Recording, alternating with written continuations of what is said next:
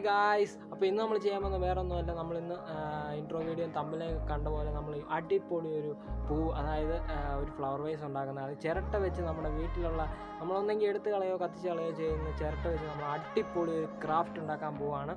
അപ്പം നേരത്തെ നമ്മൾ പൂ ഉണ്ടാക്കുന്ന നമുക്ക് ഫ്ലവർ വേസ് ഉണ്ടാക്കുന്ന വീഡിയോ ഇട്ടിരുന്നു. അതിൻ്റെ ലിങ്ക് വേണമെങ്കിൽ ഞാൻ ഡിസ്ക്രിപ്ഷൻ ബോക്സിൽ കൊടുത്തിരിക്കാം, നിങ്ങൾക്ക് ആവശ്യമുള്ളവർ കയറി കാണുക. അപ്പം നമുക്ക് വീഡിയോയിലേക്ക് കിടക്കാം. അപ്പം നിങ്ങൾ കണ്ടുകൊണ്ടിരിക്കുന്ന മാസ്റ്റർ ഐഡിയാസ്, എല്ലാവർക്കും ഒരിക്കലും മാസ്റ്റർ ഐഡിയാസിലേക്ക് സ്വാഗതം. അപ്പോൾ നമുക്ക് വീഡിയോയിലേക്ക് പോകാം.